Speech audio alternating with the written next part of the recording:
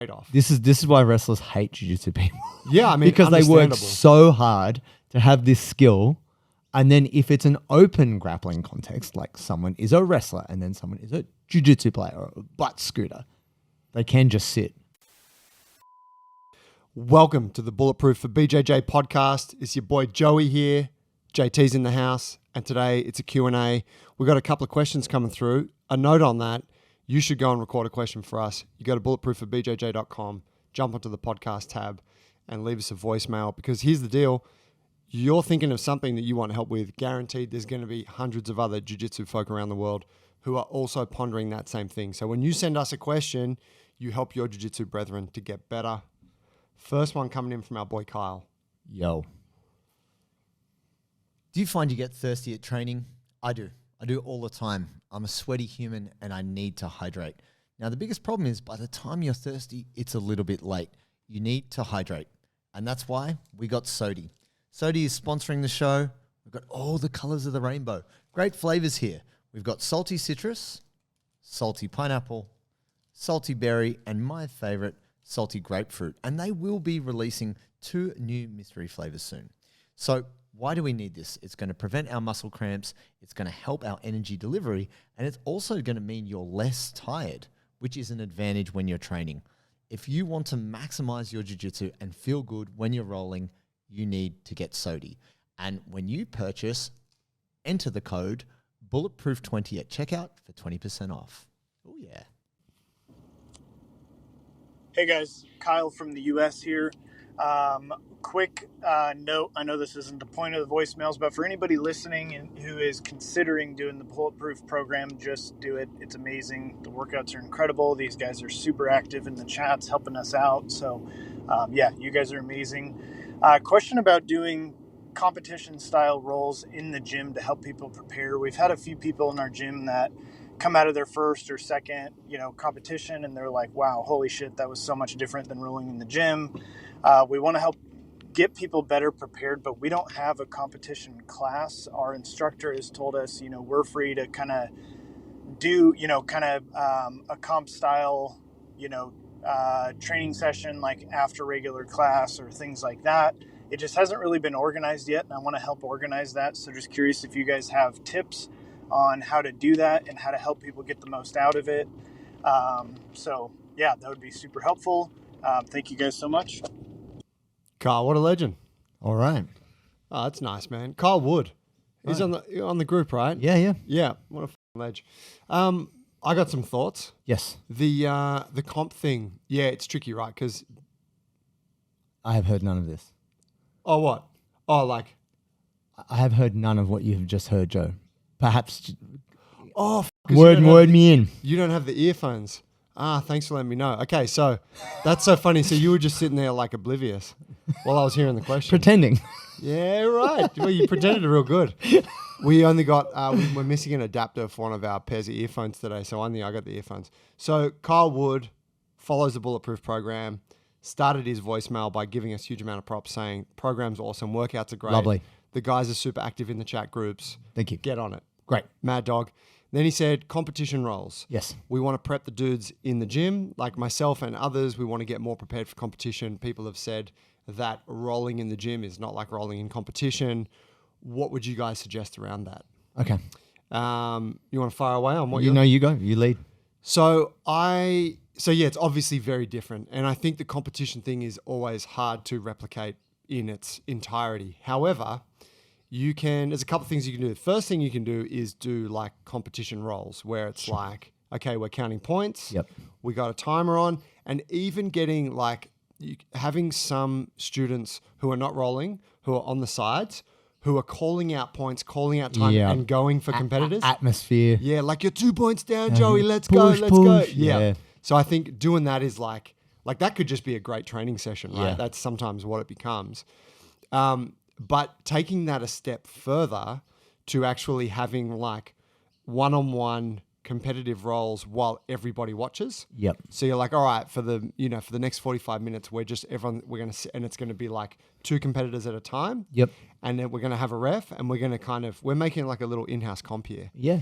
I think even just doing that, you're like, holy shit, this is serious. Yeah. Like it changes that frame of like, oh, wow, okay, I got to win this. I think adding spectators or having people watch you elevates the adrenaline, which elevates fatigue, which elevates intensity, everything. And I think that's what people, even though when you're at a jiu-jitsu competition, almost no one is watching you. Like No. your friends, your family, maybe, your coach, hopefully. But I mean, your team might be there. maybe. But it's the idea of performance in front of a crowd. Yeah. I think that does a lot. So yeah, simulating it in the gym of having people sit there and watch you and have people call for you too. Like, because sometimes when the adrenaline hits you, it's hard to hear. Oh, yeah. You don't hear what your coach is telling you. You're just doing whatever the You bloody get hell. that like tunnel vision and tunnel hearing. Yeah. Where you can hear all this stuff, but it's like outside of the tunnel you're in. Yeah, it's not helping. I think intensity is a huge factor. So what my Taekwondo coach used to get us to do is to simulate a tournament. He used to make us stay in the gym all day. We couldn't leave. Ooh. Yeah, but that's what it's like when you're at a tournament, right? You're in that basketball stadium or whatever Yeah. the whole day, or it's not half the day. So you do your round and then you go off and you eat and you drink, and then it's like, right, you're being called up again.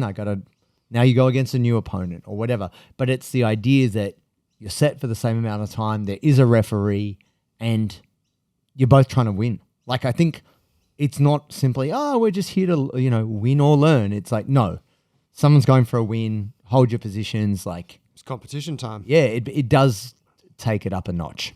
There's I think you could go even a step further, and I look at, say, what Grappling Education have done with their Friday night fights. Yeah. And this is a very competitive gym here in Sydney. Broadcast. Where they do a Grapple Mania, and it's Friday nights, and they've just started matching like super fights amongst the entire local jiu-jitsu community. So Yeah. and they broadcast it all on YouTube. It's free, but they got some smoke machines and shit, I think. don't Yeah, they? Like, yeah, do an they put entry some lights and- like they do a really good job of making this like broadcasted like jiu-jitsu event, and people are tuning in to watch. Yeah, here for it. But the coolest thing is that like you can be whatever belt, and you can be like, hey, I'm keen to get on, and they'll be like, sweet, where are you at? All right, we'll match you up with someone, and then all of a sudden you're fighting on TV. You're on the hook. Yeah, and so, you don't have to go and roll the cameras at your gym, but you could go like, hey guys, we're going to do a Friday night thing or a Wednesday night thing. Yep. It's call it Grapple Mania if you want. Give some props to Grappling Education. But make it a thing, get the fighters to walk out, like, because all of that, even though it seems kind of silly, if you have a bit of fun with it, that actually adds to the pressure. Yes. I mean, I know it does for me, right? Yeah. As soon as like coach is like, hey, we're doing comp rounds. All right, who's that? You're like, oh, shit. It's on now. Yeah. Yeah. I think finding a way to raise the intensity and make it more real to the event is going to help you. You want to try and chime in to hear this question? No. You're good. You're good. All right, I'll relay. Just little summary. Next one coming in from Bree. We know Bree. Ladies and gentlemen, if you want the best gear for BJJ, you need to go to pariathletics.com. These are our guys. They support the show. George, great guy, great creator, awesome colors, awesome styles, and also the best fit. It feels great. And that's the thing. It's not just that it looks good, it feels good. And the thing that for me, I love the most is I can wear the stuff at jiu-jitsu, but then also they've got that other side, the cool side where you can wear it off the mats. And they are our exclusive partner in apparel. If you want to get bulletproof gear, you've got to go to pariathletics.com. And when you buy anything at checkout, enter bulletproof20 for 20% off. Oh, yeah. We know Bree very well. Hi, Joey and JT. This is Bree calling from Allentown, Pennsylvania. I have a question about ankle mobility and wrestling. I've been really trying to get better at my wrestling recently, and my question is about shooting and penetration steps. So, that first move where you've got your front leg down, bending at the knee, and then bringing your other leg forward. I really seem to get pretty tripped up in that, and I think it's because of my ankle mobility. So without being able to see it, I just wondered if you had any specific things I can work on to be better at like getting really low with wrestling. If it's maybe ankles, knees, hips, feet, everything. I don't know. So any advice would be really appreciated. And as you guys know, I love the podcast. I love the program. I use it faithfully. I'm 6 months into standards. So thanks so much for all you do. And I really look forward to continuing to learn from you guys. Thanks. No, that was another lovely one, bro. Oh, cool. So it was Bree from Pennsylvania. Right. Big shout outs. She did, after her question, she said, I love the program. I love what you guys do. I'm 6 months into standards. She's come a long way. Yeah, she has. And she's like, I'm here for it. I'm sticking around, and I'm loving learning from you guys. So really lovely sort of message there. Her question was specifically around ankle mobility and specifically the penetration step with wrestling. Right. And so she just said that she's struggling with the penetration step. Yep. And I guess she's identified that the ankles are a bit tight. And so she's like, what can I do about that? Sure. So I think there's two elements here. I've identified for myself, because I've been wrestling like a little bit more recently. The level change is super important. So even if you improve your ankle mobility, if you're still trying to roll your knee over your toe and like if you're trying to step to penetrate and get to the legs, but you don't change your level, you don't drop your lunge, that's not going to be a smooth motion. Like if you look at Jordan Burroughs, or you look at, like they just recently had the America team Olympic qualifiers. If you don't get low to go through, you're still going to smash your knee. Yeah. That's what people are. Because you're traveling, trajectory is down into the mat, not forwards. Yeah. So I think that's a mistake jiu-jitsu people make. We tend to not level change. We're a bit lazy with the quads and the glutes, we don't level change to do it. But with the ankle mobility, the thing, because my left ankle is a bit tighter than my right, every morning I get down into a full squat and I hang out there and I grab a post, or I grab something I can hold on to, edge of the couch, and I pull myself into that squat to force my knee over my toe. And I kind of just hang out there until I feel like a deep stretch in my Achilles, lower calf, whatever. And I work on pushing my knee over my toe just a little bit. Yeah. I do that on each side. I'm hanging out there for a couple minutes, and I find that doing that, my squat's then better all day. If I don't do that, squat, I suffer as a result of it. So I think taking some time specifically to mobilize your ankles, whatever move you want to use before wrestling, is important. And they won't tell you this, because at wrestling they'll make you do cartwheels and backflips and shoot, all kinds of crazy Coach stuff. does the backflips. You just do another bear crawl, man. You flop around. But that's the thing.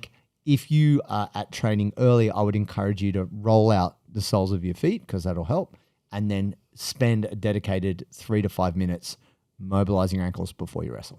Yeah, I like that. I would, a couple thoughts on it. I would, rolling out the bottom of the foot, using something hard, like a lacrosse ball or a cricket ball, or even like the edge of like a barbell, you can roll your foot along that, something hard. Baseball. Stretching the calves. This is I would say, the first thing to do. And you might find that your calves are fine, in which case move on. But for a lot of people, they're like, oh, my calves are actually super tight. And you can just do that by standing on the edge of a step with your forefoot on the step, and then just let your heel drop towards the ground and keep your knee locked. You kind of lean forward, you get that nice big calf stretch. If that's a thing, I would say that's a great starting point, along with the bottom of the foot.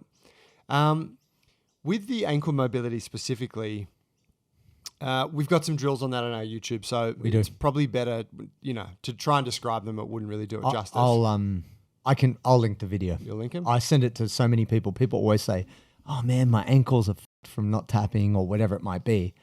Unlock your legs. This one. This is the video. That's cool. But what I would also like to mention is that wrestling and having a good shot is really not something most jiu-jitsu people are good at.